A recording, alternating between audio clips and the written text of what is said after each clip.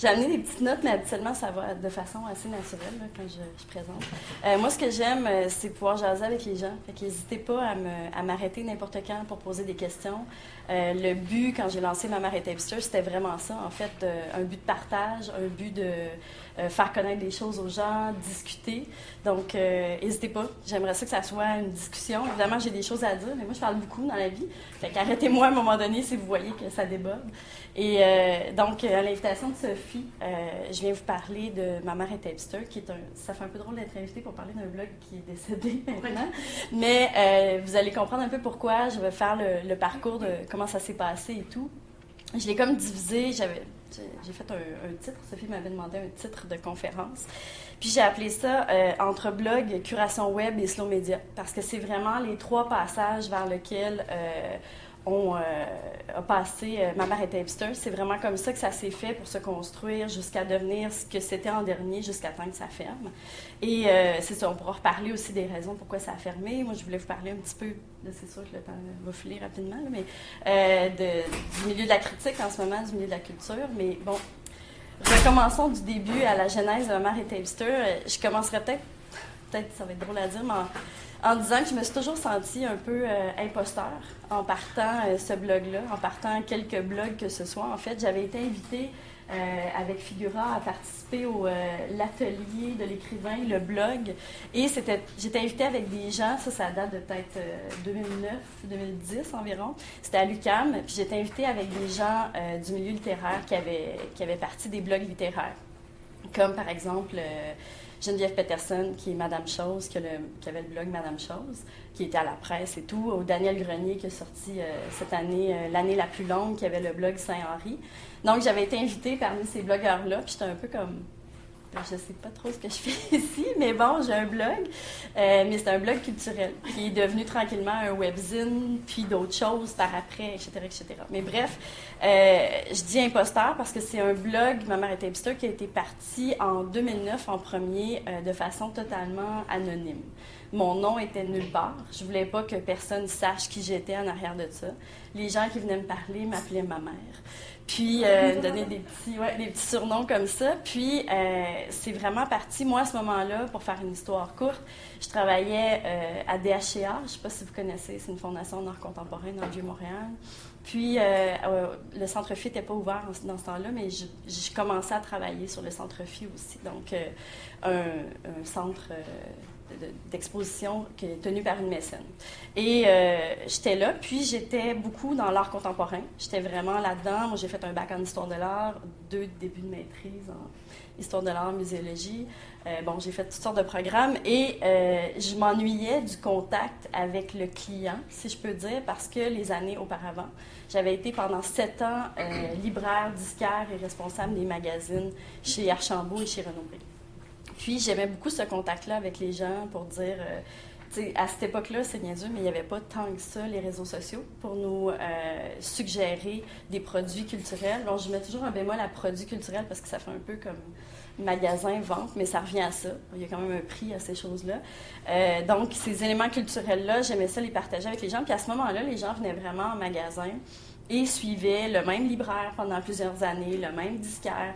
Et c'est plus tout à fait comme ça. Maintenant, justement, on va sur les blogs, on va sur les réseaux sociaux, et c'est là qu'on trouve nos suggestions. Mais moi, je m'ennuyais de ce contact-là, à cette époque-là, qui était encore présent, de discuter avec ces gens-là, puis de dire, oui, ça, vous avez lu ça, vous aimeriez probablement cette chose-là aussi, ça vaut la peine, etc., etc. Donc, cet échange-là qui était possible, et qui était plus possible dans le travail que j'avais à ce moment-là, en art contemporain, mais je suis quelqu'un qui est un peu éparpillé puis qui aime parler de théâtre, de danse, de littérature, de toutes sortes de choses. Puis, juste rester en art contemporain, même si c'est un domaine qui est très, très large, je me sentais un peu restreint.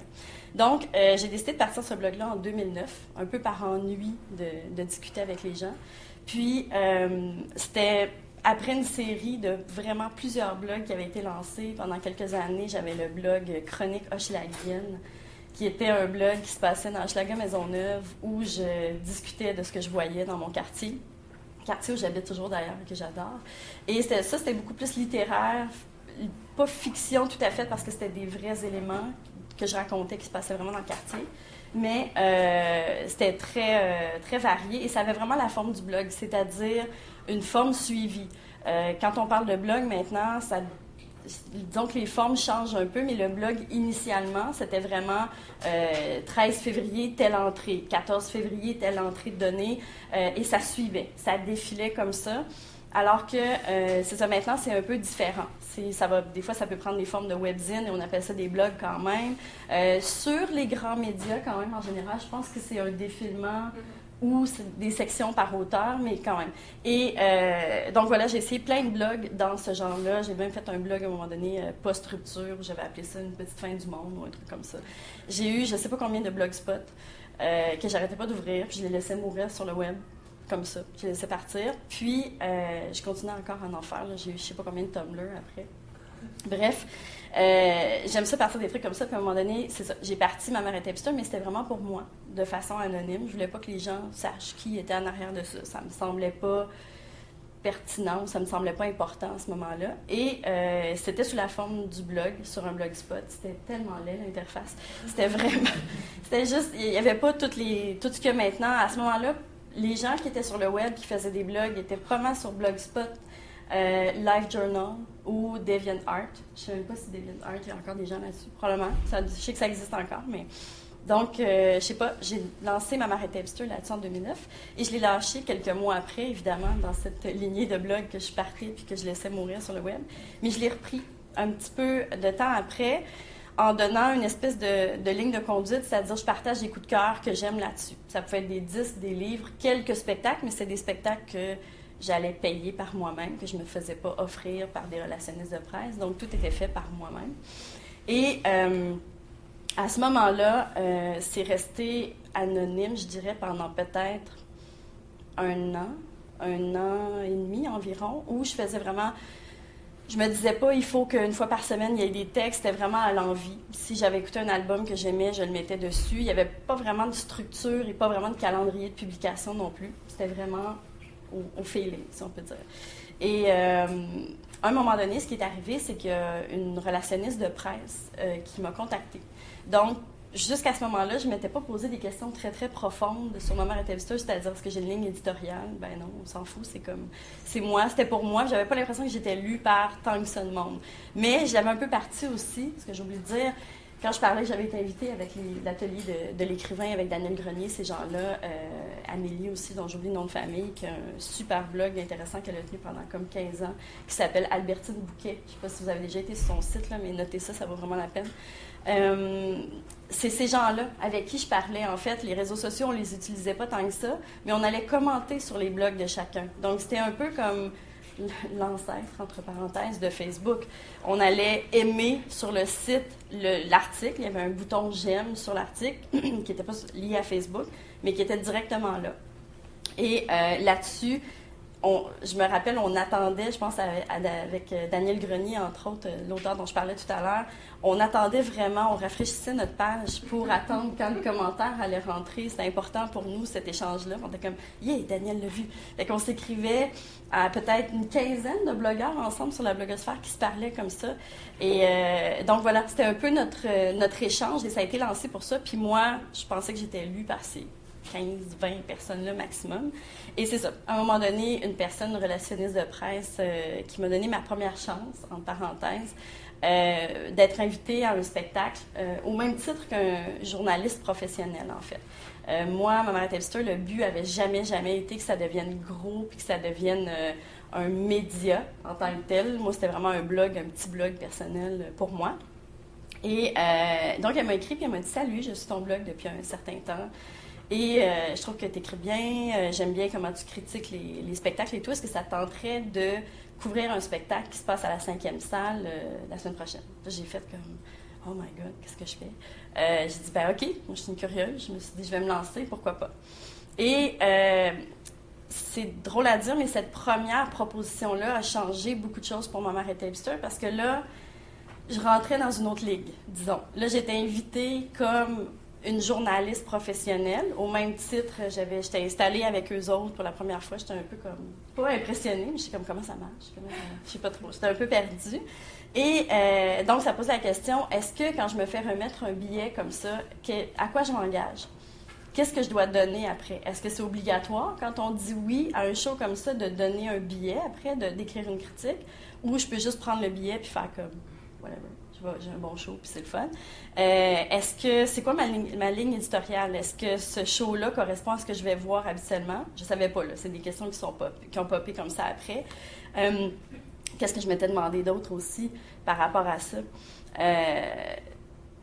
Bref, plein de questions sur cette ligne éditoriale, comment ça marche, des questions d'éthique aussi. Comme je disais, si j'accepte un billet, est-ce que ça va automatiquement avec? Parce qu'il y en a beaucoup qui font ça maintenant. Tu reçois des billets, tu ne fais pas nécessairement une critique. Ou, je pense, dans le domaine des livres, entre autres, des livres, ça prend vraiment du temps à lire. Donc, les relationnistes de presse dans le milieu littéraire sont un peu plus, ils laissent un peu plus de temps et tout ça. Ils font moins des suivis serrés que dans le milieu de la musique, par exemple, où 5 minutes après qu'on ait reçu le disque, ils sont comme, l'as-tu écouté? T'es comme, ben là, non, j'ai pas eu le temps, ça fait 5 minutes à peu près. Là. Mais ça arrive vraiment pour vrai parce qu'en plus, parenthèse, ils ont des lecteurs pour savoir qui s'est connecté à SoundCloud et qui est dessus et tout. Fait que t'es vraiment surveillé. Ça a l'air un peu Big Brother, là, ce que je dis, là, mais c'est pas ça. Bref, ça a posé ces questions-là, puis ça m'a un peu permis d'installer les balises, en fait, de Ma mère était hipster. Donc, moi, je me suis dit à ce moment-là, mon éthique, ma façon de fonctionner, ça va être si on me donne quelque chose, je donne quelque chose. Je veux pas juste prendre le billet. Puis c'était important pour moi parce que je me suis dit, ça coûte cher des billets de spectacle. Il y a plein de gens qui sont pas capables de s'en payer dans la vie. Et pour connaître plein de gens dans le milieu culturel, des gens en théâtre entre autres, c'est pas très payant être comédien. Mais ça dépend. Si vous êtes des vedettes, puis même à ça, c'est encore drôle. Il faut que vous fassiez de la pub pour que ça rapporte. Là. Mais pour connaître des gens qui sont à peine payés, ils font une soirée de 3 heures de performance sur une scène, puis ils vont recevoir comme 150$, 200$. Ou des compagnies de théâtre qui sont comme « Yeah, on a fait nos frais, mais avez-vous été payé? » « Non, mais on a fait nos frais. » Je me dis, soit je vais payer, ou soit je vais redonner au moins quelque chose pour faire connaître ça. Et donc, je me suis dit, je donne toujours une critique, mais c'est pas de la plug pour autant. C'est pas parce que je reçois un billet que je me dis, OK, il faut que j'en parle, mais je vais dire, oui, il y a cette pièce à la 5e salle, voilà les infos. Moi, je copier-coller des communiqués de presse, ça m'intéresse pas, je trouve pas ça intéressant. Donc, il y a ça, puis la question qui est arrivée aussi, c'est, moi, je suis allée voir la pièce, j'ai vraiment pas aimé ça.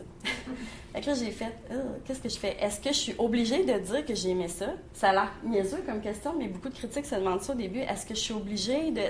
À quoi on est obligé, en fait, en tant que critique? Et je pourrais vous en parler longtemps, là. La critique au Québec, c'est pas très bien vu.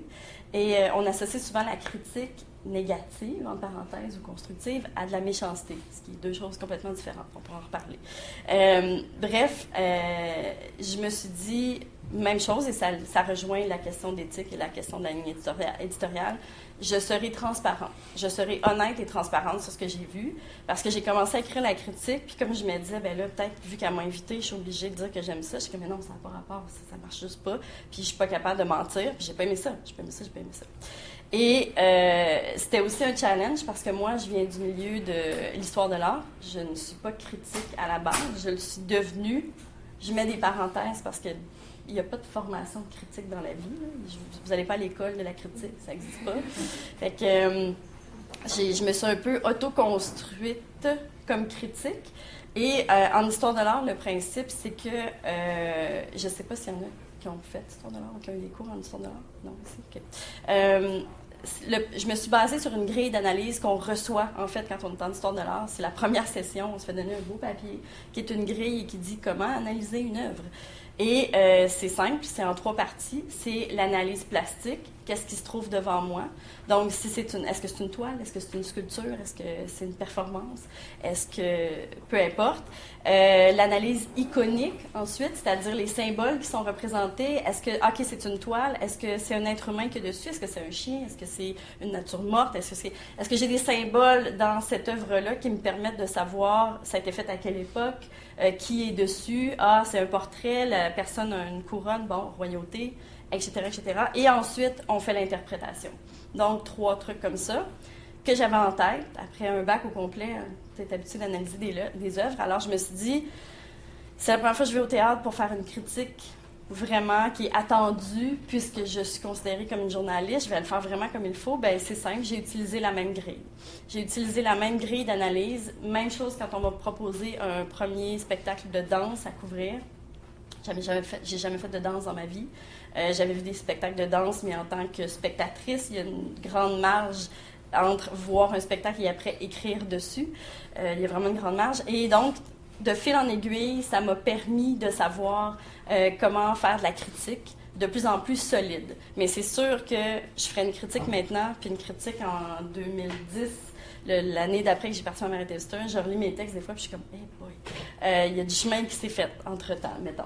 Mais ça a posé un peu les balises de Maman Webster, qui est devenu à ce moment-là un blog reconnu, entre parenthèses, parce que la relationniste de presse a pris le texte et m'a dit « Écoute, c'est super, c'est cool, tu as bien expliqué pourquoi tu n'as pas aimé ça, je le mets dans mes coupures de presse et ça va être sur le site web. » Et c'est rare, ben c'est pas rare, c'est-à-dire c'est rare qu'on utilise des critiques mitigées, mettons. Tu sais, vous allez voir sur les posters de films, ça va être « Mon Dieu, 5 étoiles, c'était merveilleux, Madame Chose, de je sais pas quoi. » Puis, ça va pas être marqué « C'était un film correct, mais qui a... » Non, tu sais, ils veulent que ce soit dithyrambique, ils veulent que vous y alliez. Donc, j'étais quand même surprise qu'elle se permette de mettre ça à côté d'autres critiques. Donc, je me rendais compte qu'il pouvait y avoir de la nuance. Donc, c'était important pour moi.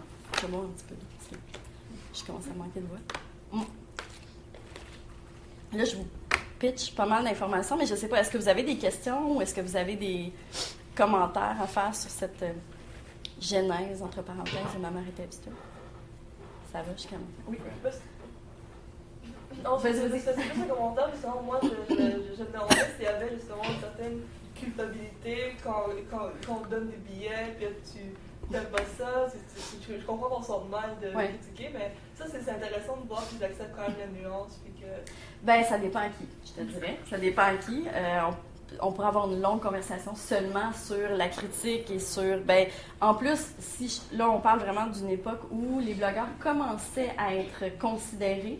Tu sais, comment je pourrais dire? J'étais dans les premiers blogs culturels qui étaient invités dans des événements d'importance. Je mène, tu sais, importance, c'est toujours relatif selon c'est qui parle, mais les blogs avant n'étaient pas considérés du tout. Tu étais un blogueur, c'est comme, ben non, je ne vais pas t'inviter à un show TNM, c'est pas vrai. Maintenant, ils font des soirées pour les blogueurs. Ils font des soirées pour les influenceurs. Ils font... maintenant, en fait, tu n'as même pas à remettre un produit. En fait, c'est un peu faux, là, mais dans le sens que tu peux faire un post Instagram, puis on va être heureux. Tu sais, je veux dire, je pense, Valérie, tu le sais, ton petit look, ils sont très forts là-dessus. J'ai des bémols, on pourra en parler, mais bon. Mais c'est vrai, on est invité, mettons, il y a des soirées où tu peux être invité, puis tu es invité pour être seulement là. Moi, j'ai toujours refusé ce genre de choses-là. On me l'a proposé. Moi, les courriels qui commençaient comme il y aura Salut, est-ce que ça te tente de venir couvrir le tapis rouge, faire une couverture déjà de tapis rouge, moi c'était fini, là. Mais ça ne m'intéresse pas pantoute. Et je dis pas qu'il ne faut pas s'y intéresser, c'est juste que moi, personnellement, ça me parle pas. La vie de Marine Orsini, ça m'intéresse pas. Mais il y en a plein que ça les intéresse, puis c'est correct. Puis il me disait, il y aura plein de vedettes québécoises, on aimerait ça que tu y sois. Ben, c'est ça, pour moi, ça finit là. Mais il parle moins, il y a un petit show à la Sala Rosa, ils sont complètement inconnus. Ils font de la musique depuis 3 ans dans leur garage, mais ils ont vraiment du talent. OK, je vais aller les voir, je vais savoir c'est quoi. Mais des artistes déjà établis avec une grosse carrière et tout ça, ça ne m'intéressait pas. Bref, oui. Ben, pour aller dans cette ligne-là, j'imagine que justement les événements qui sont destinés à un grand public ou qui concernent les vedettes, qui vont faire vendre le lundi ou éco-vedettes et tout ça, ben, les blogueurs vont être davantage invités dans ce type d'événements-là que des événements plus obscurs, non? Parce que si on compare avec le milieu littéraire, parce que tu nous parles beaucoup du milieu culturel, mais dans le milieu littéraire, en fait, les blogs ne sont même pas encore reconnus par l'institution universitaire.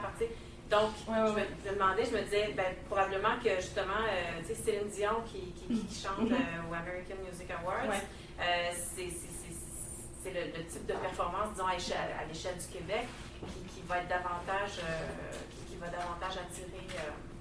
Oui. Ben, ils vont vouloir, en fait, je je sais pas si c'est tant des blogueurs, mais des influenceurs. Parce qu'il y a quand même une différence. Il y a Oui, des influenceurs, je veux dire, j'imagine, vous en suivez aussi, il y a des influenceurs qui, essentiellement, ne font pas grand-chose. Là. Je veux dire qu'ils n'ont pas de produits tant que ça, puis ils n'ont pas de... Tu sais, je veux dire, j'en vois, je ne veux pas nommer personne parce que je ne veux pas taper sur personne, mais j'en vois qui ne font que des photos Instagram ou qui se prennent en photo sur Instagram. Puis quand je cherche un produit ou un site qu'ils ont à offrir, je suis comme, qu'est-ce qu'ils font?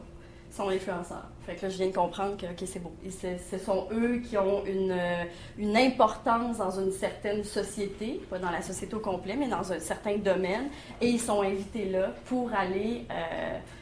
influencer les gens. Mais c'est un terme, en tout cas, je trouve ça un peu absurde. Vas-y. Je ne sais pas si ça répondait, excuse-moi, à ta question. Oui, ok, parfait. Là, ce serait comme un peu aller dans ce thème-là. En fond, le site de votre blog. Comme vous avez dit, vous avez commencé juste comme ça, mais en vrai, j'imagine que vous avez commencé à avoir des expériences aussi. C'était pas juste. Oui, malgré moi. Mais comment vous avez. Comment vous avez fait pour.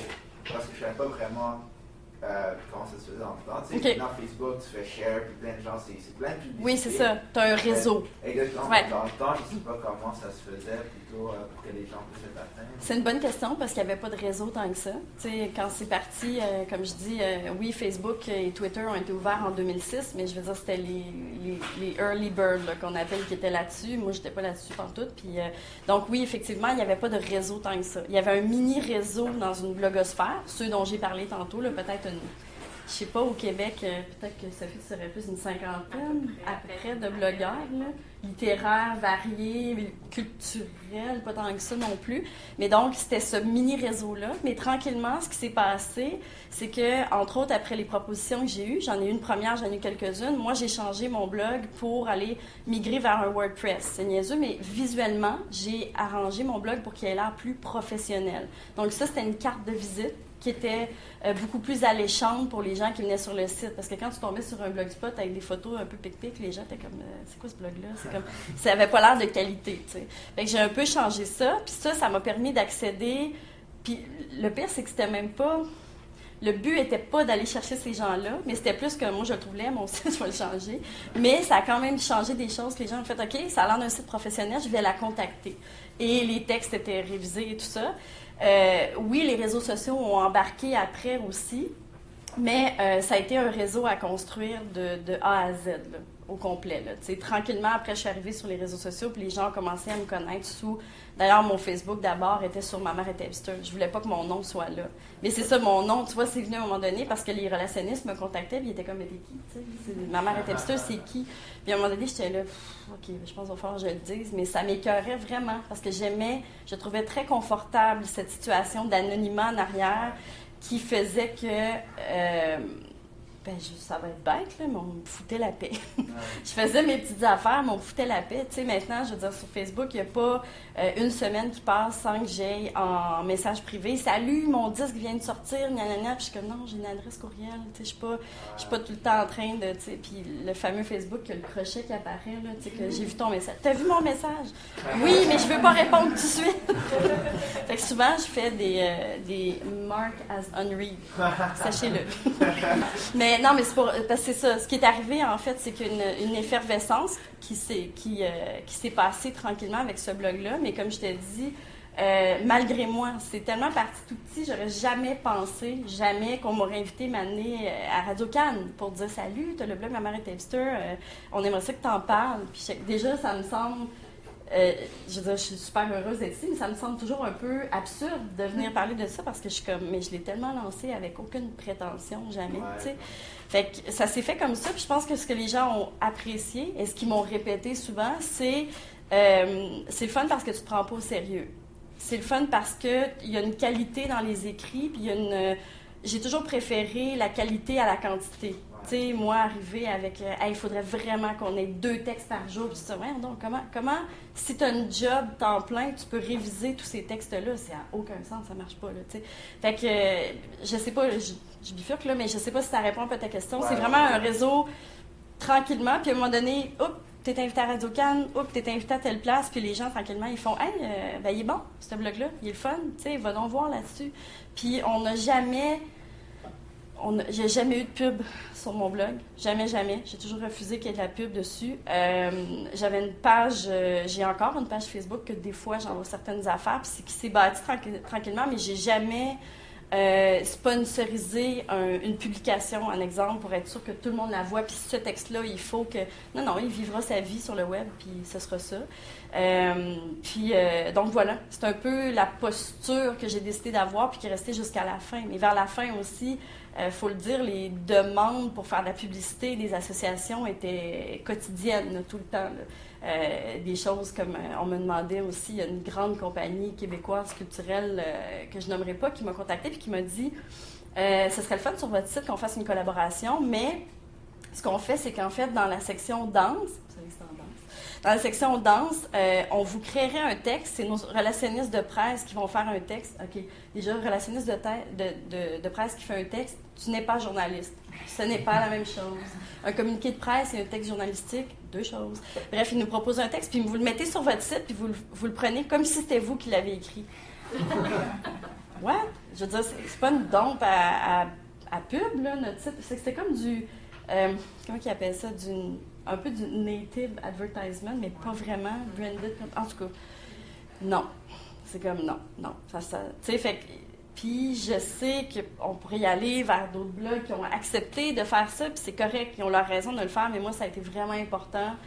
C'était un espace de liberté, en fait, que j'ai créé et qui est devenu tranquillement, pas vite, plus tant libre, étant donné cette pression-là qui était présente. Puis c'est pour ça que je reviens, en tout cas, je pense que ça a répondu un peu, grosso modo. J'en suis venue, ça je disais que j'ai séparé la présentation en trois, mais j'en suis venue aussi à un moment donné, je passe un peu la curation web pour y revenir, mais à l'aspect slow média. Parce que plus ma mère était visiteur s'est mis à être connue, et plus les demandes, comme je disais, arrivaient de façon quotidienne. À un moment donné, je suis retournée, je ne vais plus sur mon adresse, ma mère était visiteur sur Gmail depuis vraiment plusieurs mois, puis j'étais arrivée dessus à un moment donné, je pense que j'avais 10 000 courriels, puis j'étais comme... Wow. Voyons donc, ça n'a pas de sens. Fait que là, j'ai même pas fait de tri dedans. J'ai fermé, j'ai fait Puis ça me tentait pas. Puis c'est pas, voyez-le vraiment pas comme un manque de respect envers les relationnistes qui font une job que je ne ferai jamais. Bravo. Ils sont bons de répéter. Allô, as-tu vu mon. Puis t'as juste le goût de leur dire oui, puis je m'en fous. Des fois, j'ai le goût de leur dire enlevez-moi de toutes vos listes, s'il vous plaît. J'haïs ça, c'est trop d'affaires. Parce que c'est trop. C'est trop d'informations. Puis à un moment donné, ce qui fait qu'on a décidé, nous, de faire un virage slow média, qui n'a pas été très long parce qu'on a arrêté pas longtemps après, c'était que la demande était trop intense. Puis oui, à force d'être connu, on s'est mis à avoir de plus en plus de collaborateurs. Les gens m'écrivaient pour dire « est-ce que je peux écrire avec toi? » Parce que je l'ai fait 3 ans toute seule. Je ne sais plus comment j'ai fait parce que pour vrai, des fois, je couvrais 3 spectacles par soir. Mais tu sais, tu vois, j'ai été prise aussi... Comment je pourrais dire? J'ai été prise aussi dans cet engrenage moi-même, parce qu'à un moment donné, tu as telle affaire, mais quand les choses t'intéressent profondément, puis tu as envie d'aller voir des spectacles, c'est là à t'apporter, puis tu te dis « ah, je pourrais critiquer ça, ça serait tellement intéressant, faire des liens avec telle affaire », fait que tu te retrouves... Mon agenda, j'avais une job temps plein, là, dans laquelle je faisais du 40, 45, 50 heures semaine. Plus, je partais, je soupais super vite de la job, je m'en allais au Francophonie, je couvrais 3-4 shows, j'écrivais dans la nuit. Puis, je mettais ça sur le site, puis j'allais me coucher, puis j'allais travailler. Même chose tous les jours comme ça. Mais mon agenda était booké. J'ai fait ça pendant 3 ans. Honnêtement, je ne sais pas où j'avais pris l'énergie. Je ne serais plus capable de faire ça. Mais bref, il a fallu à un moment donné, avec la demande, prendre des collaborateurs. Bien, je dis il a fallu. Ça a été une décision. Je l'ai pris... Comment je pourrais dire? Je l'ai pris un petit peu... avec réticence au début parce que je me suis dit « ah non, je vais perdre l'essence de ma mère était visiteur ». Puis tu sais, je le faisais tout seul, c'était un peu mon bébé et tout ça. Mais plus j'en parlais avec les gens, plus les gens disaient « non, mais avoir d'autres points de vue ». Puis comme tu veux faire des dialogues, des échanges, ça pourrait être des textes à 4 mains, ça pourrait être des podcasts, ça pourrait être... Donc j'ai fait « OK, allons-y ». Puis on s'est ramassé, à un moment donné, on était au plus fort, ma mère était visiteur, on était quand même 30 collaborateurs.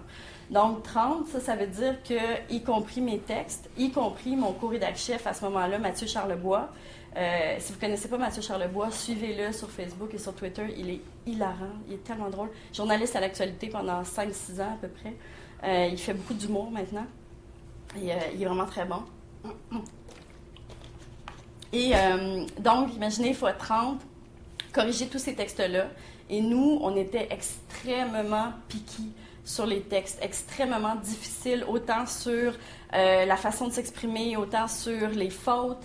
Fallait pas qu'un texte parte avec des fautes, ce que je vois quand même souvent sur plusieurs blogs. Puis je comprends, ils n'ont pas tout le temps de faire la révision. Pour travailler dans les médias maintenant, je travaille au Bazomac. J'ai travaillé pendant... le Bazomac, je ne sais pas si vous connaissez, c'est le magazine de Bazo TV.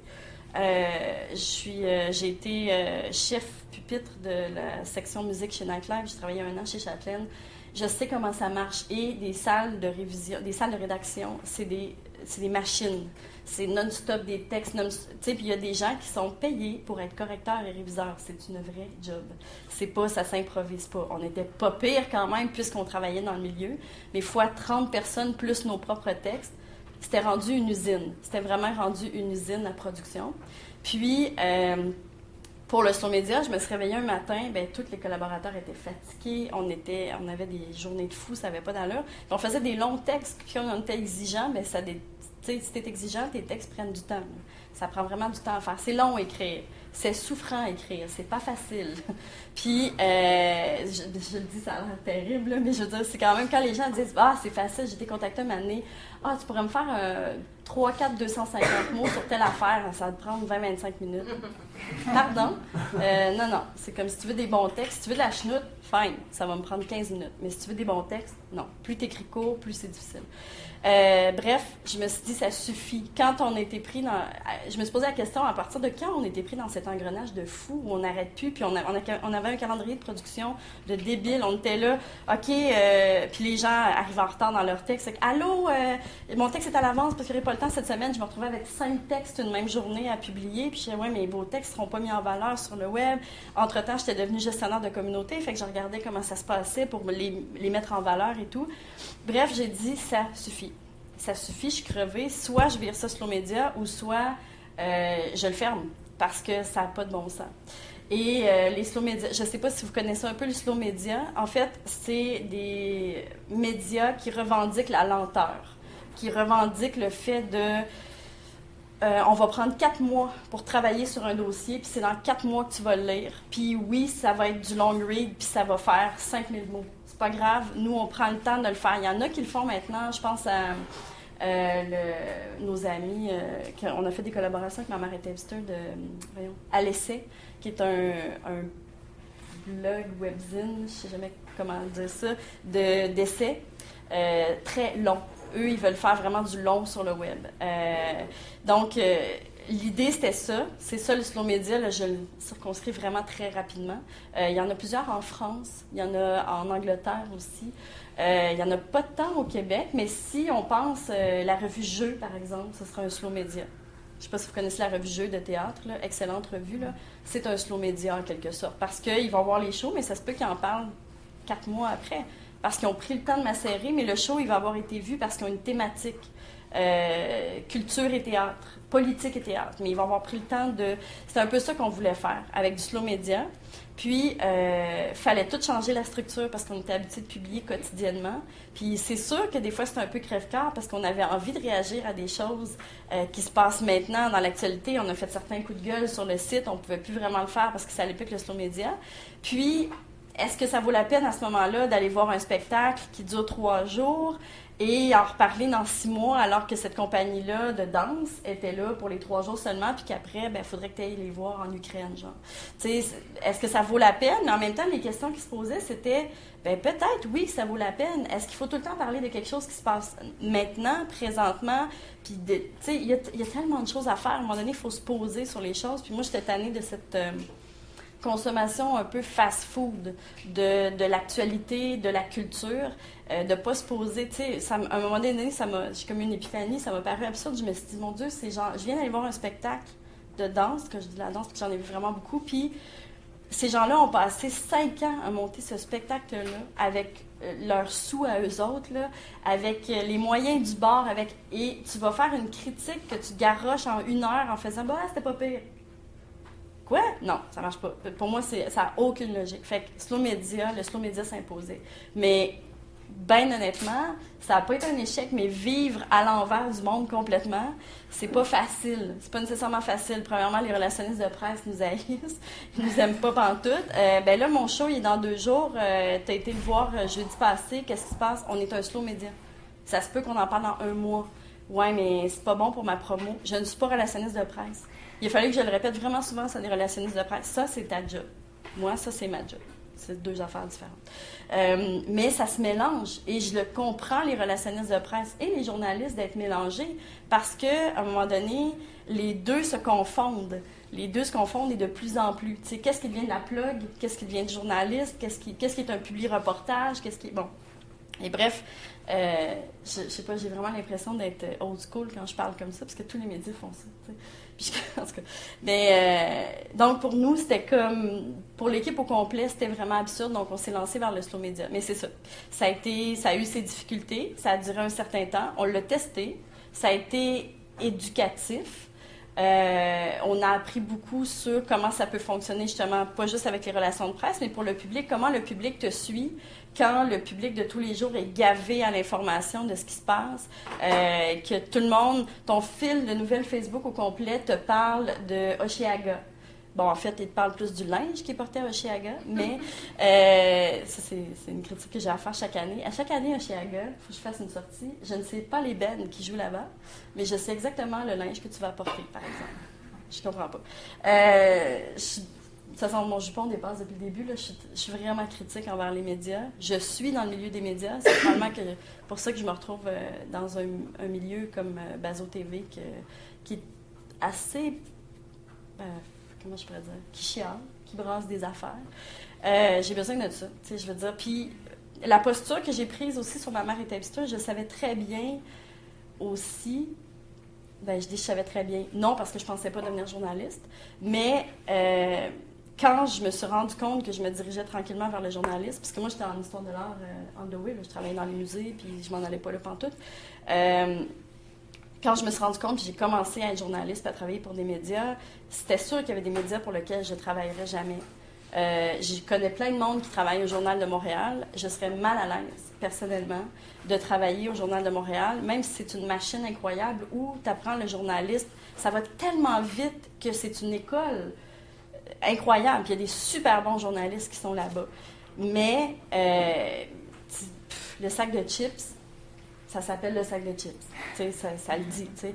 Puis, des choses que je vois là-bas, moi, ça ne m'intéresse pas de faire de la nouvelle éclair où il n'y a pas d'informations, puis c'est juste, il faut qu'on en parle. Il faut qu'on en parle maintenant, il faut être dans le coup, il faut être dans le coup. À quoi ça sert? Je veux dire, à un moment donné, quand tu as une surenchère puis que ton fil de nouvelles Facebook, je parle de ça parce que je suis souvent sur les réseaux sociaux vu que ça fait partie de ma job aussi, tu sais, si tout le monde me publie, c'est qui avait fait une sortie récemment que si tout le monde est au show de Jean Leloup, je veux dire, puis ton fil Facebook devient au complet, waouh, c'est donc bien beau, puis tout ça, mais de quoi on parle d'autre? Je veux dire, il est bien bon, Jean Leloup, il est bien, je pense que c'est un journaliste, je me rappelle plus, mais on parle tout le temps de la même affaire. Ça devient vraiment une surenchère, puis ça peut s'appliquer sur plein de notions autres que la culture, là. Les attentats de Paris, c'est pas toujours bon, la surenchère sur un même sujet, parce qu'à un moment donné, en plus, les réseaux sociaux, là, je déborde un peu, mais les réseaux sociaux sont là pour confirmer ton propre jugement. Fait que, tu sais, tu seras pas ami nécessairement avec, je sais-tu, moi, je serais pas amie sur Facebook avec Éric Duhaime, tu sais. Je veux dire, c'est pas un con, là, sauf que, tu sais, on n'a pas les mêmes visions pantoute, mais, tu sais, en même temps, ça pourrait être intéressant d'avoir quelqu'un de droite complètement comme ça pour me dire, ben, tu sais, moi, je pense de même. Mais c'est sûr que ton Facebook ou ton réseau, peut-être moins Twitter parce qu'il est un peu plus varié, mais ton Facebook, en tout cas, habituellement, est pas mal axé sur ce que tu penses déjà et confirme déjà de ce que tu as. T'sais. C'est pour ça que quand c'est des élections, il y a un ménage de tes amis Facebook qui se fait à chaque fois. Ou, tu sais, c'est toujours ça. Puis je mets les deux en lien parce que ce qui fait que je me suis occupée, que je suis devenue gestionnaire de communauté, c'est aussi le fait que je le faisais pour Ma mère est hipster. Je l'ai fait ailleurs pour Centre-Phi, DHR et tout ça, mais c'était un tout aussi parce que tout le monde, maintenant, sur les réseaux sociaux, fait son propre petit éditorial. Vous êtes tous des médias à différents niveaux sur les médias sociaux. Si vous êtes, je vais dire, si vous êtes sur Facebook, je pense qu'il y a à peu près plus personne qui n'est pas sur Facebook, là. Moi, j'avoue, des fois, je rêve de ne plus avoir de Facebook parce que c'est très prenant, tu sais. Mais tout ça va ensemble. Bref, tu sais, je digresse un peu, là, mais tout ça va ensemble. Est-ce que vous avez des questions ou des commentaires? Parce que moi, je pars, puis je suis...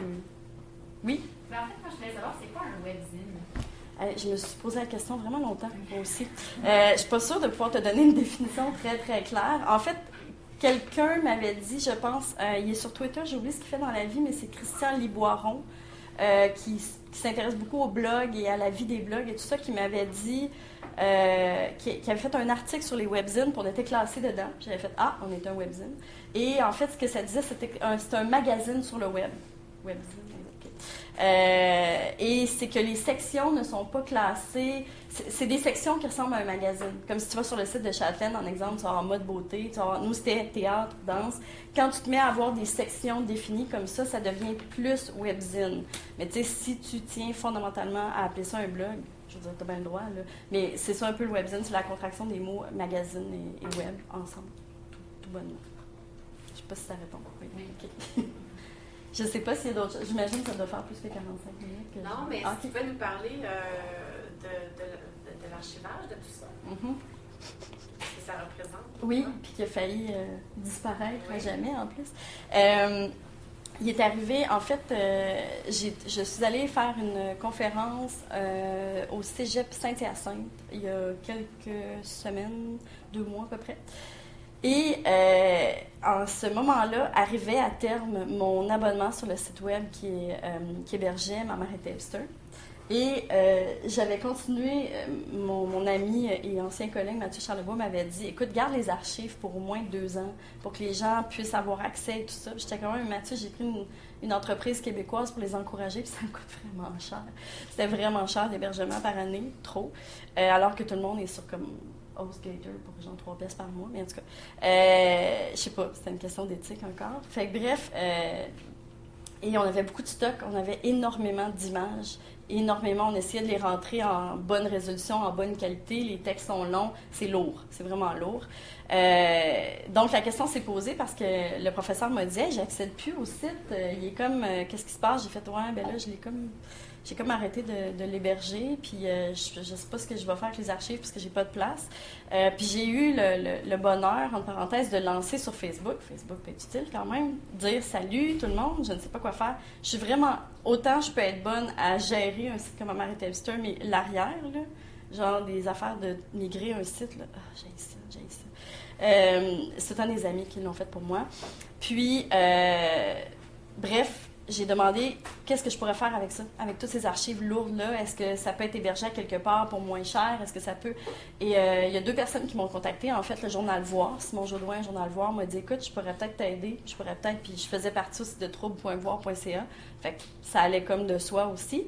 Puis finalement, c'est Bertrand Gervais, au laboratoire NT2. J'oublie toujours le nom complet du labo NT2.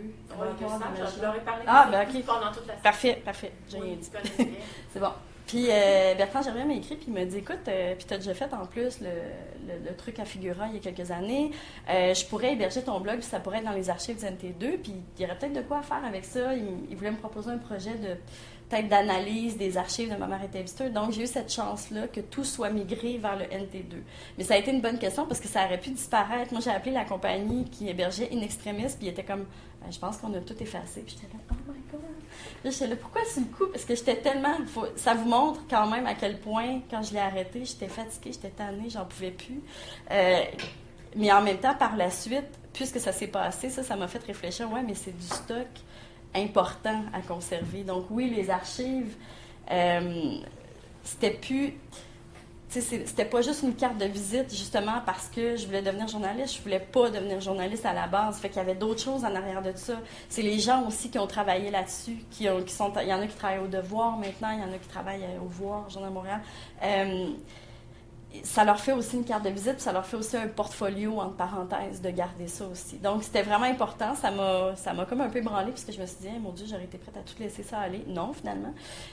Donc, voilà, c'est sur le NT2, c'est disponible en ce moment. Puis, ils m'ont dit aussi que si jamais, un matin, je me réveillais et j'avais envie de le relancer, ce serait possible. Je mentirais de dire que ça ne me passe pas à l'esprit de temps en temps parce que il n'y a plus beaucoup de critiques culturelles. Tous les jours, je trouve ça difficile de voir qu'il n'y en a pas ou peu, et soit qu'elle est complaisante ou soit qu'elle est insignifiante. Insignifiante, on va le dire. Donc, des fois, je me disais, puis là, je veux vraiment pas que ça sonne prétentieux, nous, on va le faire. C'est plus que ça n'en prend plus pour dire que la critique culturelle est importante. Pour moi, c'est, en tant que société, en tout cas, je trouve ça dangereux qu'on n'ait pas de critique culturelle et de critique tout court. En fait, ça veut dire qu'on n'est pas capable de prendre du recul sur ce qu'on fait. Si on n'est pas capable de prendre du recul sur ce qu'on fait, ça veut dire qu'on n'est pas fier de ce qu'on fait, qu'on a peur de se faire dire ce qu'on est puis de nos problèmes. Ça marche pas. C'est pour ça qu'il y a une grosse nuance à faire entre non de la critique et de la critique constructive ou négative n'est pas de la méchanceté. Il y a plein de gens, moi, qui m'écrivaient pour collaborer à Ma mère était listée. Une des premières questions, est-ce que j'ai le droit d'être méchant? Pour vrai, là, je veux dire, noir sur blanc, puis j'étais comme, mais c'est quoi le rapport? Ben oui, mais si j'aime pas quelque chose, c'est pas être méchant. C'est dire, je n'aime pas quelque chose. Est-ce que ça sert vraiment l'artiste à manier de dire, c'est tout ce que tu fais, tout est bon, alors que c'est pas bon? Ça aide personne.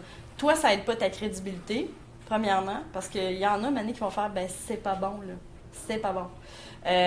Puis c'est ça, l'artiste s'améliorera jamais, c'est une question, mais les gens ont fondamentalement peur de la critique négative. Il a même fallu faire un texte sur notre site qui s'appelait « Pourquoi on fait de la critique négative ?» Parce que on avait eu le malheur de critiquer un roman d'une jeune auteure émergente et qui s'appelle, vous pouvez le voir encore sur le site, c'était Les fantômes fument en cachette de Milena Babin. Et on avait été 3 dans le site à le lire. Il y avait moi, puis il y avait Daniel Grenier. Puis on avait très hâte de le recevoir, puis Jérémy Laniel. On avait très, très hâte de recevoir ce roman-là. On suivait la fille dans Montréal Campus, Québec Campus, en fait. Elle écrivait aussi sur les populaires, drôle, mordante et tout ça. On a trouvé le roman extrêmement mauvais. Extrêmement mauvais. Puis on s'est dit, mais qu'est-ce qu'on fait? On avait tellement hâte de le... Tu sais, je veux dire, ça enlève aussi... Le critique ne part pas nécessairement en se disant « je m'en vais voir un show, puis je m'en vais lire un livre, puis je vais bâcher ça ». Non, on avait hâte de la lire. On avait vraiment hâte de la lire. On était fondamentalement déçus, puis on s'est beaucoup parlé.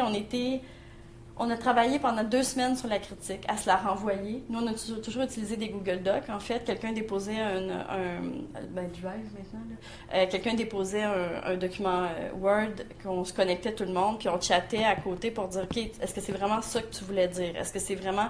Et surtout pour la critique négative, c'est d'autant plus important parce que une critique positive, les gens la décortiqueront pas. Ils vont plus être contents, puis vous allez vous retrouver dans le journal, je sais pas, n'importe quel journal ou sur une affiche de poster, je disais tantôt, avec 4 étoiles. C'était bon, c'était un bon film. Tu sais, ça va, les gens, ça va passer tout droit. Mais une critique négative qui est mal construite, elle va être vraiment, vraiment scrutée de tout bord, de côté, parce que l'artiste va se demander ce qui s'est passé, les amis de l'artiste vont venir le défendre, les relationnistes de presse ne comprendront pas, etc., etc. Donc, il faut vraiment qu'elle soit d'autant plus solide. Donc, pour nous, c'est important. De là, le fait qu'on a fait, quand Daniel a sorti sa critique, c'est lui qui l'a écrit finalement, parce qu'on n'était pas sûr entre moi puis lui. Il l'a mis sur les réseaux sociaux, puis il y a quelqu'un qui avait été marqué faire une critique négative d'un roman d'une jeune auteure émergente, ça revient à aller trasher un party de maternelle. Je veux dire, la phrase était drôle, là, mais la personne était sérieuse, puis on était comme, ben voyons donc. Ça veut dire, à partir de combien de copies il faut que tu aies vendu de livres pour qu'on puisse te critiquer? À partir de... Comment ça marche? Je veux dire, tu sors un produit dans la sphère publique, il doit être critiqué. Il doit être analysé. Je veux dire, critiquer quelque chose, ça veut dire j'ai pris le temps de le lire.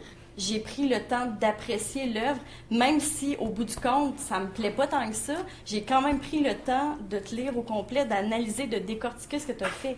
Je veux dire, c'est important, là. C'est vital, je pense, pour notre culture. Et ça avait vraiment mal passé. De là, notre texte sur pourquoi on fait de la critique négative.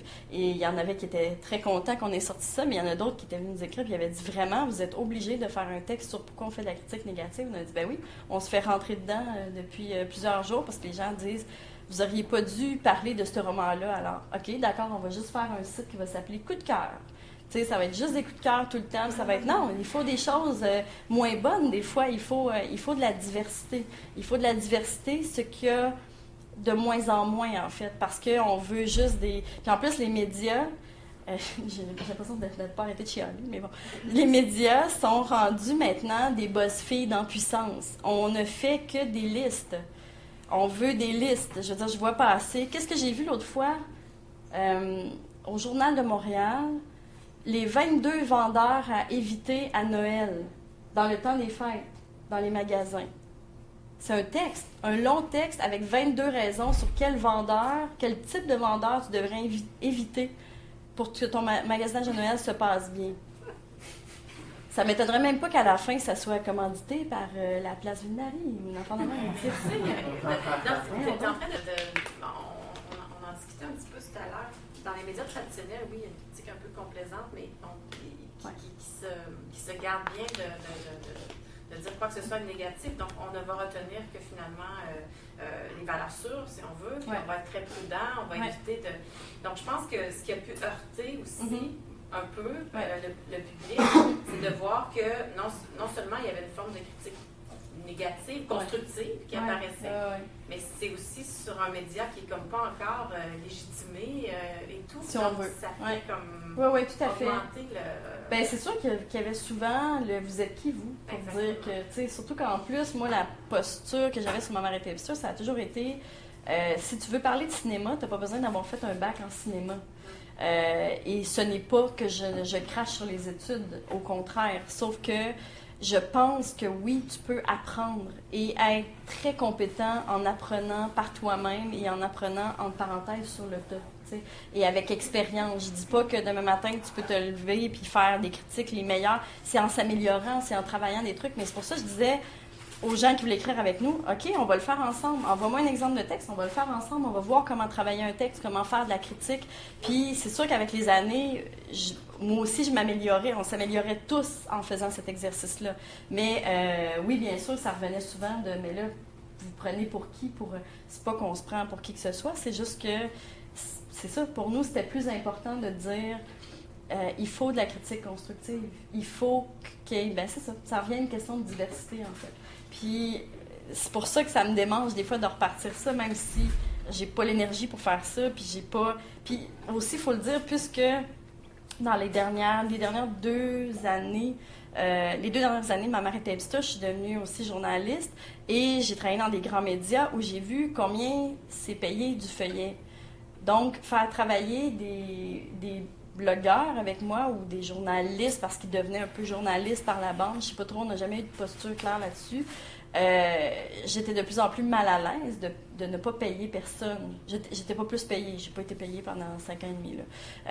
Mais j'étais mal à l'aise parce que je le sais combien ça coûte du feuillet, puis je le sais qu'il faut que tu en écrives en Christie des feuillets dans ton mois pour arriver là, comme journaliste. Là. Fait que maintenant, repartir en ne payant personne, j'aurais de la misère. Et moi-même, en n'étant pas payée, donner tout ce temps, alors que je sais combien de temps ça prend à réviser des textes, corriger des textes, je sais pas. C'est ce qui me freine un peu, je dirais. Mais pourtant, il y a plein de gens qui offrent du contenu gratuit. J'en reviens à toi dans 2 secondes. Je pense à un site web que je ne comprends pas. Peut-être que vous le consultez et tout. Narcity. Narcity paye ses blogueurs au like. C'est marqué dans l'offre d'emploi. Vous devez avoir un bon réseau et vous serez rémunéré selon votre performance sur les réseaux sociaux. J'ai le goût de pitcher des affaires quand je lis ça. Ça me sidère. L'écriture et le journalisme est rendu à rabais. C'est rendu à rabais, mais pourtant, c'est de la job être journaliste. C'est pas des BS de luxe là, qui font ça. Là. Tous les gens que je connais, soit sont en colocation, ils arrivent de peine et de misère. Hey, j'ai fait 24 000 cette année, yeah! C'est comme, voyons donc.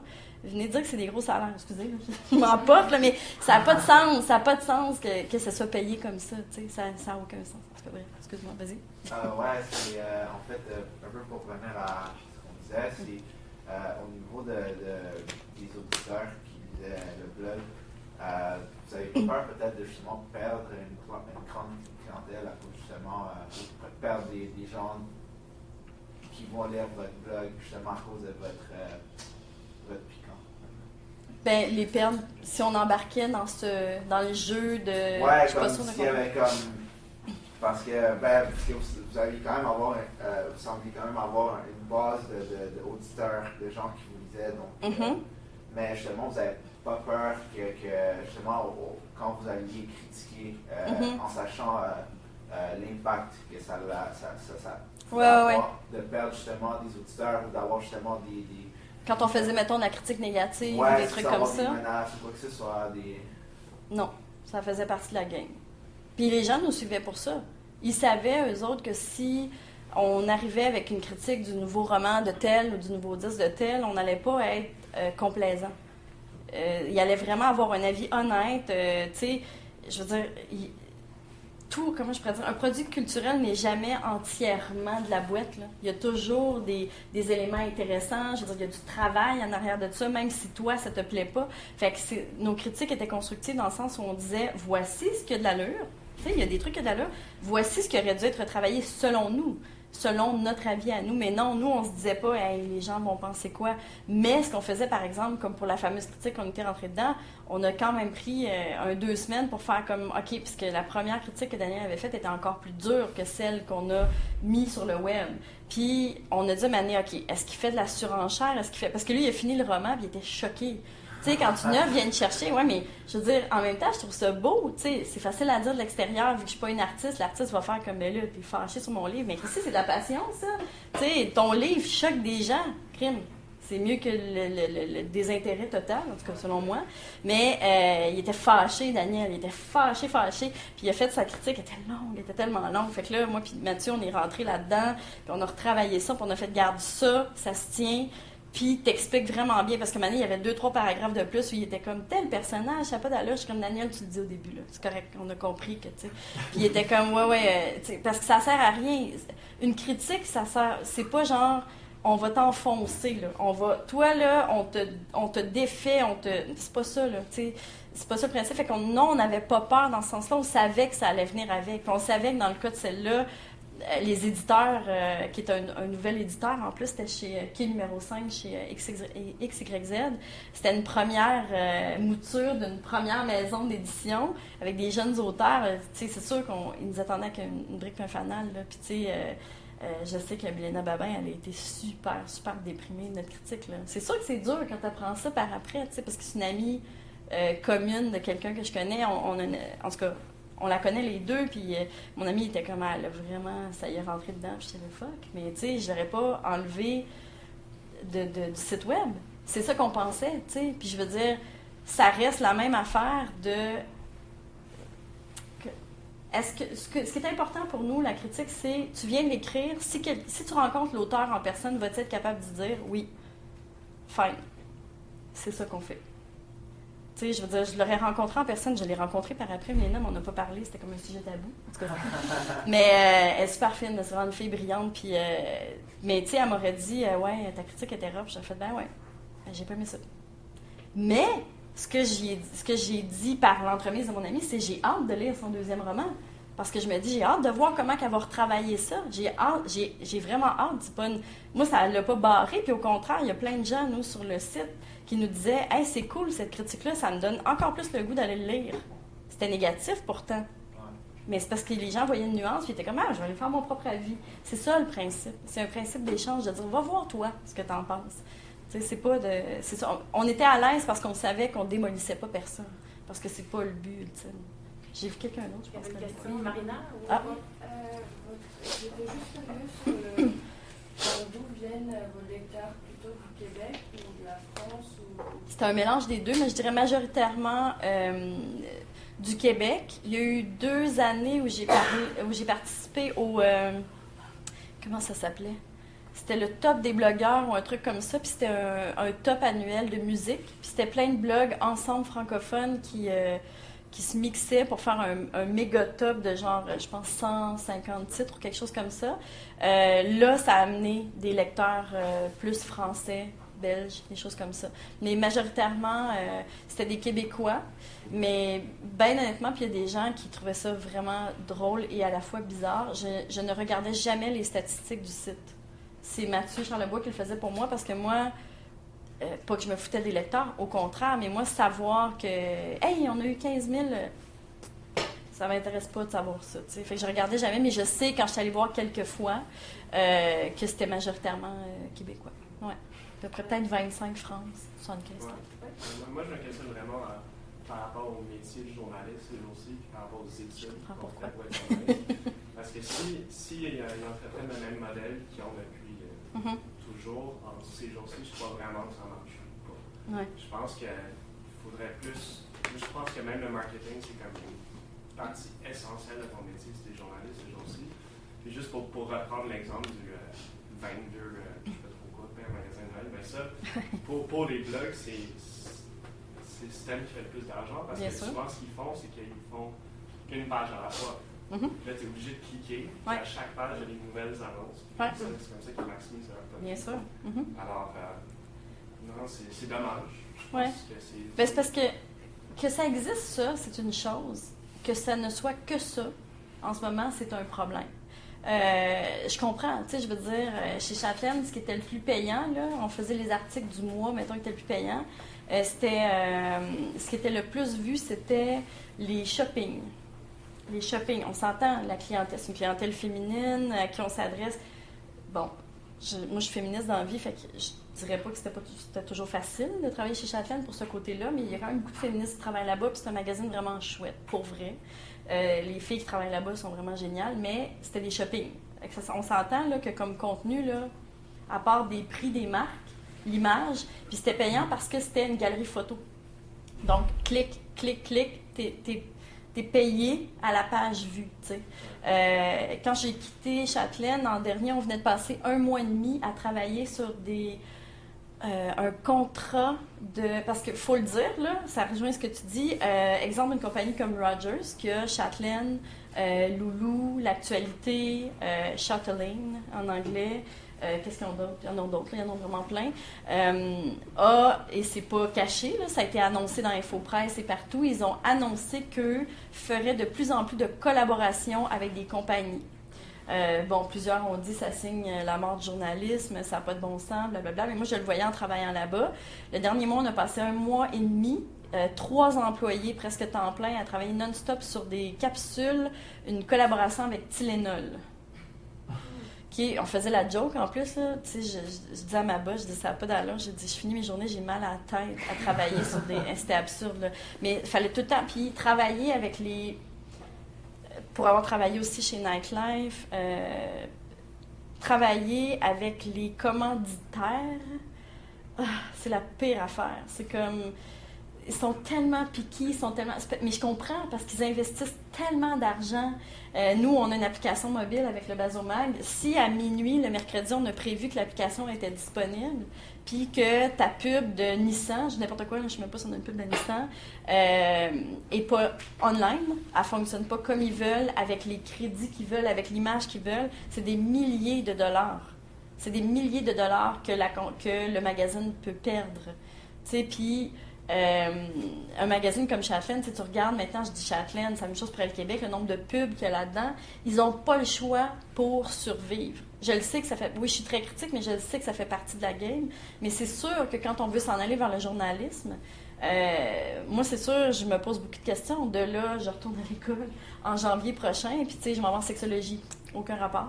Mais, c'est un rapport parce que je risque de travailler dans les médias quand même encore. Mais, tu sais, oui, ça me pose des grosses questions sur l'avenir du journalisme puis l'avenir des médias, parce que c'est très difficile de travailler dans ce domaine-là en ce moment. Puis, en plus, il faut savoir aussi, je ne vais pas être décourageante, mais il faut savoir que la paye au feuillet, le tarif au feuillet, quand je parle d'un feuillet, vous savez c'est quoi, tout le monde? Le feuillet en journalisme, c'est 250 mots. C'est un minimum, c'est 250 mots. Donc, 1500 caractères. Ouais, 1500 caractères. Et ton tarif dans n'importe quel média va toujours être payé au feuillet. On appelle ça comme ça. Et le tarif au feuillet a baissé non-stop dans les dernières années. Tu sais, vraiment, là, ça peut varier d'une place à l'autre. Moi, j'en parle parce que je pense que ça doit être su et connu, ces tarifs-là. Mais tu sais, chez Nightlife, en exemple, j'étais payée 55 du feuillet. Puis chez Huffington Post, c'était $100 pour 400 à 500 mots. On s'entend que c'est plate à dire, tu essaies de faire 400 mots. Là. Parce que, mais en même temps, écrire moins, c'est plus compliqué, puis ça prend plus de temps, fait que tu es toujours pogné. Tu sais, j'ai été déjà contactée, puis on m'avait proposé, ça revenait à peu près 10$ le feuillet. Non. Je veux dire, comment je peux vivre? Tu sais, puis, ou j'ai été contactée, salut, on ne payera pas, mais on va te donner de la visibilité. Moi, je m'excuse, là, mais si je vais voir mon propriétaire puis je dis, écoute, j'ai eu beaucoup de visibilité ce mois-ci, est-ce que ça te dérangerait si on fait un troc en visibilité? Tu sais, genre, je ne vais pas te payer le montant que je te dois, mais tu sais, je vais parler de toi. Tu es un bon proprio. Voyons, tu sais, je veux dire, c'est comme... Non, mais ça n'a aucun sens, mais ça se fait de plus en plus. Puis, tu sais, je l'ai vu aussi en partant à Maman Tapster de voir d'autres blogueurs qui ont parti en même temps que moi, puis qui ont joué le jeu. Puis je peux pas leur en vouloir parce qu'ils voulaient faire leur place, puis il y en a là-dedans aussi qui voulaient devenir journalistes, puis qui voulaient être connus. Puis c'est correct, c'est tout à fait noble, il n'y a pas de problème, sauf que on entre dans une game. On entre dans une game, un jeu qui fait que, à la longue, ça nuit à tout le monde. Ça nuit à tout le monde. Ce qui est surtout vicieux, c'est quand on peut lire les annonces dans les articles eux-mêmes. Ouais. Un article en apparence, un article vraiment bien formaté, introduction d'événements, Ouais. conclusion, mais au milieu, c'est une map. Ouais. Tu as quelque chose qui fait référence à un problème qui peut être juste résolu par ça. Ouais. Tout à fait. Ça, c'est ce qui est le plus inquiétant. Oui. Ben, tu vois, Mané, moi, chez Chatelaine, j'étais au web, donc j'entrais tous les articles du magazine, puis on les mettait sur le web pour que ça, les gens, ils payaient pour avoir accès à ça. Puis, Mané, je feuillette le magazine, puis tu sais, moi, j'ai un côté foodie, là, j'ai déjà eu un blog de bouffe en plus. Puis je feuilletais, les photoshoots de bouffe de Chatelaine sont toujours vraiment magnifiques, là, sérieusement, c'est super beau. Puis à un moment donné, j'étais comme, ah, ça devrait l'air bon cette recette-là. J'avais pas vu que vous aviez fait un photoshoot sur ça. J'ai dit ça à la responsable de la section, elle fait non, check, c'est une pub. Mais c'était fait, ça suivait tout le reste du photoshoot, dans le même esprit, les mêmes couleurs, les mêmes. Fait que j'étais là, j'étais sûre que c'était un truc, tu sais, je veux dire, ça faisait quand même 1 an que je travaillais là, je les connaissais, les photoshoots de Chatelaine, puis j'étais là, ben voyons donc. Puis c'est quand même trompeur. Puis moi, au magazine, j'étais un peu choquée, j'étais comme, mais là, comment, tu sais, la personne, dis-le que c'est une pub, tu sais, dis-le. Oui, c'était marqué, mais c'était tellement petit que c'était, ben c'est ça, fait que, puis c'est dur de se battre dans ce milieu-là où la pression est tout le temps présente. Hey, parle de telle affaire, parle de telle affaire. Tu sais, c'est pas rare chez Nightlife que je recevais des courriels. Salut, mon artiste sort son album dans 2 semaines. Comment on s'organise pour la promo? Comment on s'organise pour la promo? Je sais pas. C'est quoi, toi, ton plan de match? C'est ta job? Tu sais, fallait tout le temps dire c'est pas ma job. Ma job, c'est d'être journaliste. Ma job, c'est de critiquer l'album une fois qu'il va être sorti, de parler de la carrière de l'artiste. Voici, c'est son 5e album, c'est bon, c'est pas bon. C'est pas de faire la promo. Tu sais, je me rappellerai toujours, j'en revenais pas, les gens, j'avais publié sur mon Facebook, j'avais reçu un courriel. C'était une petite compagnie de promotion pour un band québécois, un excellent band québécois, mais le band n'avait même pas été au courant en plus, en tout cas. Il avait écrit un courriel, puis il avait dit « Bonjour les journalistes, blogueurs et influenceurs, évidemment. On vous propose quelque chose. La personne qui va partager le plus notre publication Facebook sur l'annonce de ce show-là va gagner un accès VIP avec nos artistes pour faire une entrevue. » Là, j'ai pris 2 secondes, là, j'ai fait comme tapeux. J'ai relu, là, j'ai fait comme ça se peut pas. Puis là, j'ai mis ça sur Facebook, puis je leur ai écrit après, j'ai fait comme. J'étais tellement choquée. Tu sais, en fait, ils considèrent vraiment les journalistes, premièrement, comme des groupies d'artistes. Hey, tu vas rencontrer nos artistes. Non, ça n'a pas rapport. Tu sais. Tu vas partager et tu vas gagner un concours pour accéder aux artistes. Ça en est rendu là. Tu sais, ça date de peut-être 1 an et demi, cette affaire-là. Là. C'est quand même récent. Les gens. Il y a tellement une infobésité sur les réseaux sociaux et toutes les compagnies demandent faut que tu sois là, faut que tu sois là tout le temps, faut que. Tu sais, puis ils engagent des gestionnaires de communauté. Bon, ça, c'est un domaine dont je pourrais vous parler, à rabais aussi. Tu sais, il y a tellement d'informations que les compagnies, peu importe quelle compagnie, essaient sans arrêt de se renouveler. Et ce qui est dangereux pour les médias, c'est que les compagnies maintenant font leur propre matériel autopromotionnel. C'est pas rare écoute, une compagnie d'automobile pourrait être super bonne à faire du contenu viral. Ça se peut, là. Si tu gères bien tes affaires, là, ça se peut qu'une fois par semaine, tu demandes à ton concessionnaire, on fait une petite vidéo, on parle entre nous autres, puis on parle des disques, je sais pas, de ce qui va se passer en politique concernant le transport en commun, n'importe quoi, tu sais, qui a un lien avec ton... Tu peux devenir vraiment une espèce de roi de ton marketing puis de ton contenu. Fait que les médias, maintenant, doivent se battre avec cette situation-là que tout le monde est son propre média. Et surtout les compagnies qui sont présentes non-stop. Tu sais, moi, je fais de la gestion de communauté pour Bazo, le Bazo Mag, Bazo TV, pour l'émission Lire. Tu sais, l'émission Lire, c'est un bonbon. Faire ça, c'est le fun parce que c'est une communauté littéraire et tout ça. Mais cette année, par exemple, ils ont investi de l'argent dans le site web et ça se sentait dans pousse-le, ma belle, parce qu'on veut qu'il y ait du clic. Let's go, let's go. Alors que les 2 années d'avant, c'était beaucoup plus lousse, c'était beaucoup plus, fais ce que tu veux, fais ce que... Non, là, ils ont mis de l'argent, fait qu'ils veulent que ça rapporte. Quand j'ai travaillé au Sanfi, un des premiers directeurs qui était là voyait un lien de cause à effet direct à... Il nous écrivait un courriel le matin, il y avait une projection de film le soir. Vous n'avez pas assez vendu... faites la promotion du film sur nos réseaux sociaux. Il y avait 10 personnes dans la salle de cinéma hier. J'attends un rapport d'ici ce soir sur pourquoi ça n'est pas vendu. Parce qu'il n'y a pas de lien direct entre je fais un post Facebook puis les gens achètent automatiquement. Ça marche pas de même. Je veux dire, tu peux pas les forcer. Tu sais, sur 15 000 personnes sur cette page-là, il y en a peut-être 2 000 qui ont vu la publication. Puis il y en a peut-être 2 000. Sur les 2 000, il y en a peut-être genre 5 qui ont fait comme on va peut-être y aller. Peut-être pas. Tu sais, ça n'a aucun rapport. Mais ça, il faut se battre continuellement pour faire comprendre à ces compagnies-là, à ces dirigeants-là, qui souvent ne sont pas du tout des natifs du web, que ça marche pas comme ça. Fait que c'est tout ça. On est tout le temps pogné un peu dans ces paradigmes-là qui sont difficiles, puis qui, oui, je reviens à ce que tu dis, qui posent beaucoup de questions pour l'avenir du journaliste. J'ai pas été, c'était le congrès de la FPJQ en fin de semaine, là, la Fédération des journalistes professionnels du Québec. Je sais pas les conclusions de ça, mais je voyais passer leurs tweets, puis je sais qu'il y avait beaucoup de questions sur l'avenir des médias, l'avenir du journalisme. Moi, je pense que c'est sûr, tout le monde est tanné d'entendre parler d'une crise des médias, mais elle est là, elle est réelle. Puis je pense qu'on doit se poser de grandes questions sur ce qu'on va faire avec ça, puis se renouveler, se questionner sur ce qu'on veut, sur ce qu'on est comme média, chaque média. C'est pour ça qu'il y a il y a exemple Huffington Post qui a sorti une version long read. Ça s'appelle Highline. C'est super bien fait et c'est des reportages très très longs avec du multimédia et tout. Il y a Al Jazeera US qui le fait aussi. Il y a un site qui s'appelle longreads.com où c'est que des textes longs. Ça te met en plus le nombre de minutes que ça prend. Ça, je trouve ça un peu absurde parce que je me dis, tu lis du long. Laisse aller les choses. Mais c'est ça, on est tellement tout le temps dans une course contre la montre pour tout savoir, pour tout lire, pour tout... Je pense qu'à un moment donné, il va falloir mettre un gros stop. Je vous inviterai d'ailleurs à lire, si ça vous intéresse, un texte de Catherine Voyer-Léger qu'elle a publié en début d'année. Ça s'appelait « Février épuisé ».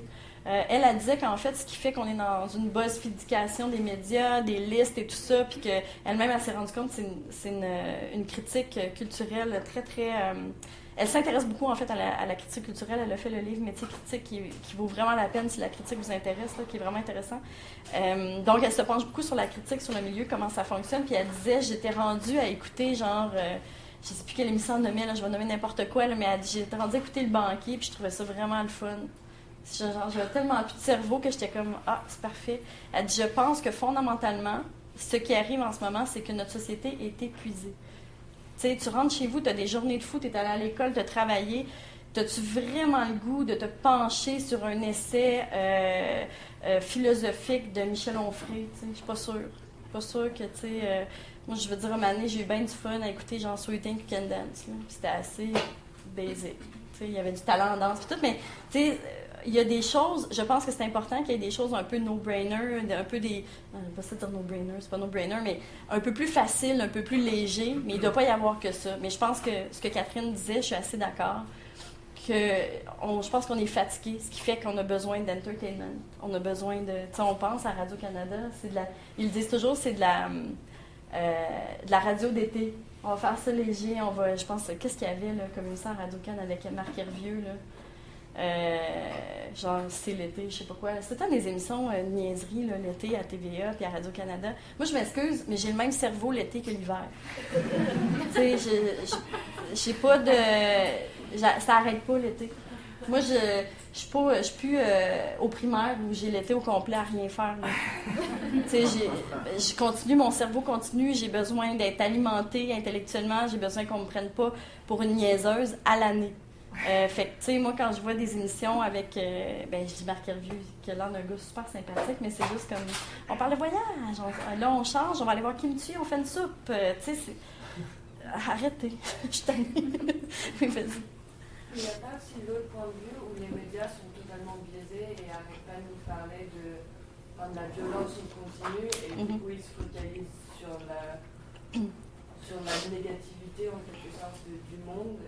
Et du coup, c'est totalement l'autre bout des possibilités, quoi. Mais ils sont très négatifs et nous poussent vers une image sombre et dévastatrice du monde. Ben, je te dirais, je vois les deux. Je vois de la pop bonbon, tu sais, vraiment insignifiante et tout. Puis je vois aussi du... tu sais, on l'a vu récemment avec les attentats de Paris, entre autres. Tout le monde devait dire son mot là-dessus. C'est horrible ce qui se passe, mais plein de gens aussi ont soulevé le fait que mais ça se passe ailleurs tout le temps. Est-ce qu'on peut se garder une petite gêne? Mais effectivement, il y a souvent, je veux dire, moi personnellement, je vais redonner l'exemple, puisque c'est un exemple absurde, mais je disais tantôt, les 22, il y a tout le temps ce texte-là qui sort, là, les 22 festivaliers à éviter à Hochelaga. Moi, je m'excuse, mais j'aurais jamais pensé qu'à Hochelaga, je devais éviter des gens. Non. Je comprends, tu sais, fait que ça amène une négativité qui est comme un côté critique qui est pas critique, qui est comme, je sais pas, qui est plutôt jugeons-nous, ou je sais pas, c'est un peu bizarre, fait que je vois les deux. Soit que c'est vraiment pas tout va bien, mais c'est comme on te propose du bonbon, tu sais, on va faire des recettes, on va faire du... Puis de l'autre côté, t'as cet aspect-là, effectivement, c'est comme très polarisé, en fait. Il n'y a pas tant de nuances, malheureusement. Il y a que... Oui. J'aurais plus dit que ça serait la paresse plutôt que la fatigue. Parce que, mais ce serait plutôt inconscient parce que depuis que les réseaux sociaux ont gagné la popularité, on est vraiment dans une époque où est-ce qu'on valorise l'image plus que d'autres choses. C'est quelque chose qui nous saute direct dans notre face. Tandis que pour lire un texte, pour avoir un esprit critique quelconque, il faut que tu puisses sortir de la première impression du titre pour voir à l'intérieur. Puis... mais tu vois, c'est important ce que tu dis parce que tu parles justement du titre des unes. Tu sais, quand on a une population au Québec qui est à peu près à, je pense que les stats, c'est quoi, 48% de gens qui sont analphabètes. Tu sais, c'est pas vrai si on pense aux débordements qu'ils ont eu sur le NICAB, par exemple. Moi, j'ai travaillé sur ce dossier-là. Tu sais, tu vas pas lire pour t'informer un long essai de je sais pas quel spécialiste pour dire je vais aller voir des trucs nuancés quand tes capacités de lecture et de compréhension sont limitées. Tu vas lire les unes, mais le problème avec ces unes-là dont tu parles qui nous pop, là, c'est qu'ils vont juste lire les unes. Fait que, tu sais, si un journal un peu sensationnaliste va titrer, je sais pas moi, des NICAB partout à Montréal, il n'y en a pas de NICAB à Montréal, il n'y en a pas, tu sais. Fait que ça biaise les affaires. Tu sais, moi, pour le Bazomac, j'ai fait un reportage sur le Tchadar. Puis, tu sais, nous, on a niaisé parce qu'on a fait un genre de cover qui était comme un film d'horreur, puis on a appelé ça le retour du Tchadar. Mais c'était pour dire, il n'y en a pas de Tchadar. Aucune femme porte le Tchadar au Québec. En plus, c'est fait main, le Tchadar. Il faut vraiment que ça se fait dans la famille et tout. Ça n'a aucun rapport. Personne ne porte ça. Mais c'est à cause des unes. Nous, on s'est informés sur les unes qu'il y avait eu dans l'été. C'était à cause de la loi qui vient d'être instaurée. Qui a passé, finalement. Bref, je ne sais plus, 62 ou 59, je me mêle entre les deux, entre la radicalisation puis la... En tout cas, toutes les unes qu'on a cherchées étaient tellement un peu effrayantes, comme c'était comme les gens... Quand il y avait une femme qui était morte dans le métro, à cause du titre du journal de Montréal, femme meurt étranglée par son hijab dans le métro. Bien oui, bien sûr, tu sais, c'est comme... c'est pas... Finalement, je pense qu'elle apportait même pas des jobs. Non, mais le titre était juste, mais tu peux pas écrire ça comme ça. Non. Tu peux pas. Femme meurt dans un accident de travail. Ben non, je sais. Moins Mais le sensationnel. problème, c'est que le titre comme ça vend plus. Exact. Ben oui, tout à fait. C'est pourquoi le Journal de Montréal, c'est le Journal de Montréal, mais Ben oui.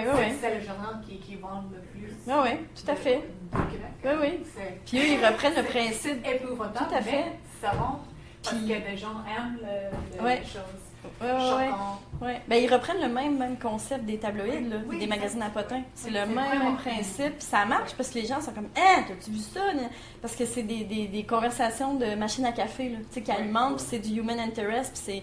Tu sais, les gens ont besoin de ça à quelque part. Tu sais. Ouais. Puis il n'y a pas tant d'éducation qui est faite non plus là-dessus. Deux dernières questions. Justement, par rapport à ça, comme les gens préfèrent le sensationnalisme, on dirait vraiment les opinions à des faits. Ouais. Quand tu vas arriver sur une question comme le temps ou quoi, tu vas dire j'ai fait mes recherches, j'ai des faits, c'est ça, sur Paris. Les gens vont être comme ok, mais t'es plate. Pourquoi tu me dis ça? Pourquoi tu as une opinion mitigée? Ouais. Il faut toujours être dans l'extrême, il faut toujours. Tu sais, comme se fier plus aux opinions de nos amis Facebook, à vos C'est ça. likes, se baser sur. Maintenant, les gens ne veulent plus faire de recherche, ils veulent plus savoir la vérité, on dirait. Non, c'est ça. Puis tu sais, c'est parce que. Comment je pourrais dire? Ben, tu sais, tu viens de nommer les attentats de Paris. Tu vois, il y avait tellement de surenchère. Moi, alors que je suis quelqu'un qui est assez actif sur les réseaux sociaux, ça doit faire à peu près 15 jours que j'ai rien publié parce que je trouve qu'on dirait que tout est insignifiant pour moi. Mais moi, c'est sûr, j'ai des bouts radicales là, où je suis comme, là, j'ai ça, je veux tout lâcher. Bon, ça, c'est moi, mais... tu sais, j'en ai parlé à quelques amis autour de moi qui sont aussi en journalisme puis qui étaient comme, il y a trop, c'est trop, à un moment donné. Puis c'est tout le temps dans le, comme tu disais tout à l'heure, dans l'horreur, dans le, regardez ce qui se passe là-bas, c'est terrible, cette vidéo, nanana. Tu sais, Mané, t'es comme, mais voyons, Christy, ça va-tu si mal que ça? Puis ça va-tu... Il n'y a pas de nuance, il n'y a jamais de nuance. Ben oui, c'est ça. Mais c'est ça qui est absurde, tu sais. Puis quand c'est arrivé, les attentats de Paris, c'est ça que j'ai marqué. C'est la seule affaire que j'ai marquée. J'ai dit, c'est fou de voir à quel point mon fil de nouvelles en ce moment est... il y a une solidarité humaine très belle avec Porte Ouverte, que je voyais beaucoup passer, et l'horreur live que tu pouvais voir. Je dis alors que mon fil Facebook, habituellement, est rempli de photos de chats et de vidéos de chats. Je veux dire, c'est comme... Puis c'est pas pour rien aussi qu'il y a des vidéos de chats, puis ça a été étudié scientifiquement, ça fait du bien. Ça fait du bien, c'est comme un break dans ton fil de nouvelles, parce que tout est tellement sombre, tout est tellement... mais c'est le manque de nuances, je pense. Puis oui, on se fait dire qu'on est plate, puis comment tu peux en parler de façon punchée? Tu sais, comment tu peux ramener le cadavre? Christy, on parle du cadavre. Je veux dire, je peux pas être si punchée que ça. Ça a une histoire très longue et ça a un poids très lourd pour les femmes, pour la société, pour l'histoire de l'Iran. Tu sais, ça me tente pas de faire « Hey, question quiz, on va parler du cadavre. » Je suis pas une animatrice de camp. Tu sais, je suis pas... Non, je vais pas faire ça. Il y avait une autre question, mais je sais plus. Dernière question. C'est plus un commentaire, une Vas-y. question, mais comme j'ai remarqué vraiment avec les réseaux sociaux, on dirait que c'est tout le temps instantané. C'est tellement Ouais. rapide que les gens, peu importe qui, ne prennent plus la peine de réfléchir sur un sujet avant de donner leur opinion. Pourtant, on a appris ça pour tout le long du secondaire. Pour argumenter, pour être capable de donner une opinion, il faut que tu réfléchisses, il faut que tu fasses des recherches, il faut que tu te recueilles, il faut que tu réfléchisses à ça. Puis on dirait que ça rabaisse le niveau du journaliste. Parce que Comme t'es dans... quelque chose de, tu sais, de garoché. T'es dans l'émotion. pas réfléchi. T'es pas dans le réfléchi, t'es dans l'émotion. Pourquoi tu penses, il y a 2 semaines, quand il y a eu le fameux Flushgate, plein de gens sur Facebook ont relayé un article à vie d'ébullition. Non, il date de 2011, l'article. Regarde-le. Des journalistes ont relayé ça, tu sais. C'est une faute journalistique là, de dire tu fais pas tes recherches. Ça veut dire que tu ne fais pas tes recherches. Puis le journaliste, c'est ça sa job, d'aller chercher, de dire est-ce que ce sont des faits avérés? Oui, voici. Tu sais, fait effectivement, mais c'est ça, tu as raison, on est dans l'émotion pure, fait que c'est comme ah mon Dieu, j'en reviens pas. Ouais, mais peut-être que 2-3 heures après, en y pensant bien, tu étais plus nuancé sur la question, mais c'est parce qu'on est. C'est la recherche du like, du clic, on veut être aimé. Moi, je trouve que ça montre, en fait, à chaque fois, ça va peut-être sonner dramatique, mais une solitude profonde des gens devant leur écran, devant leur... Moi, plus ça va, honnêtement, ça c'est très personnel, mais plus je fais des breaks de réseaux sociaux. parce que mentalement, j'ai pas le choix, parce que je veux voir les gens. Si je vais souper avec quelqu'un, tu verras jamais mon cellulaire sur la table. C'est un no way. Je veux pas être dérangée. Si je suis avec toi, je suis avec toi. Je suis pas avec mes 12 000 amis Facebook. On est ensemble! Hey! Regarde, maintenant, excusez, j'ai vraiment de la misère avec les selfies. Mais c'est ça. Mais je reviens à dire, c'est important pour moi de le dire, je suis vraiment critique des médias. C'est ma position à moi. Tout n'est pas mauvais non plus. Moi, j'ai certaines positions. Je veux dire, je le dis depuis le début, je pense que mon jupon dépasse. Vous voyez un peu où je me situe. Je sais très bien que j'irai pas travailler dans certains médias, puis c'est pas que je suis barrée, c'est juste que moi, j'ai décidé que je ne ferais pas telle ou telle affaire. Puis je pense que c'est important, si vous voulez faire une carrière de journaliste, de réfléchir à avec qui vous collaborez, avec quels médias vous collaborez. Est-ce que si vous avez fait cette collaboration-là, dans 5 ans, vous allez vous en mordre les doigts et dire « Christy, que je ne mettrai pas ça sur mon CV ». Mais des archives, ça se trouve vite. Ce que vous dites sur Facebook, est-ce que vous êtes quelqu'un qui est libre de parler sur Facebook? Est-ce que vous avez le droit de dire... C'est des questions importantes à se poser dans ce milieu-là, si ça vous intéresse ou si vous êtes déjà dedans. Mais dans n'importe quel milieu, Ben, on peut toujours en plus. mesurer les concessions qu'on a pu à faire. Tout à fait. Voilà. Merci beaucoup, Myriam. Merci à vous.